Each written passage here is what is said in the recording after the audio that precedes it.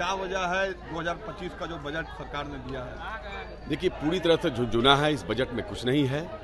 सवाल ये है कि आखिर सरकार बिहार के लोगों को क्यों ठगने का काम कर रही है, क्यों मूर्ख बनाने का काम कर रही है।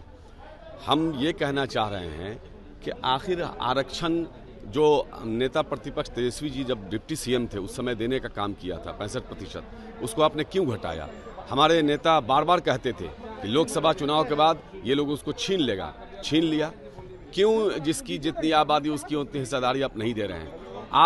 आप लोगों को गुमराह क्यों कर रहे हैं।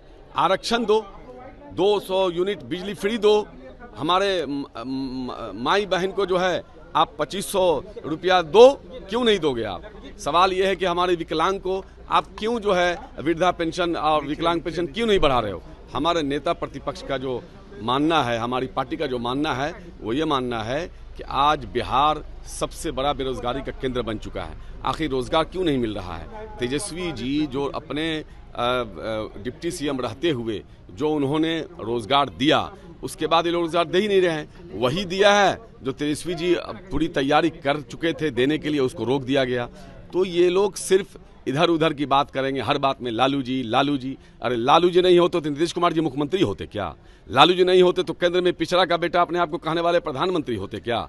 और लालू जी नहीं होते तो लोग जितना लोग बोलता है इधर उधर की बात सब, ये सब कोई सदन में पहुंचता क्या। ये लालू जी के सामाजिक क्रांति के कारण ये लोग हैं। जननायक कर्पूरी ठाकुर जी के सच्चे वारिस कोई हैं तो लालू जी हैं। और लालू जी ने जननायक कर्पूरी ठाकुर के विरासत को, जो उनके विचारधारा को आगे बढ़ाने का काम किया। ये भाजपा के लोग क्या बोलेंगे। यही लोग ना गाली देते थे, कर्पूरी कर्पूरा छोड़ गद्दी पकड़ अस्तूरा, और आज उनका नाम ले रहे हैं ये लोग। तो इन लोगों की आदत है, भाजपा को काम तो कुछ करना नहीं। हिंदू मुसलमान, मंदिर मस्जिद, इधर उधर खाली देखिए डॉलर कहाँ से कहाँ भाग गया, अब तेल पेट्रोल डीजल कहाँ से कहाँ चला गया, सारी चीजें हैं। तो बिहार देख रहा है, बिहार इनको बढ़िया से जवाब देगा। सरकार कह रही है कि 3 लाख करोड़ के बजट का समझ आपको नहीं है, आपकी पार्टी को नहीं है, तेजस्वी जी को भी नहीं है।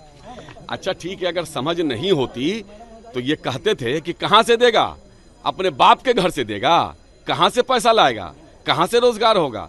किसको समझ थी।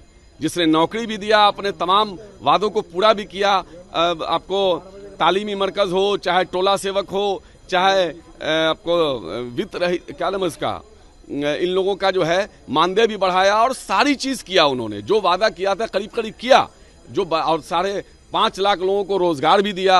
और उसके बाद ये आपको सरकारी नौकरी दिया, और वो जो नियोजित शिक्षक थे उनको परमानेंट किया। ये सारी चीजें किया उन्होंने। तो समझ किसके पास है।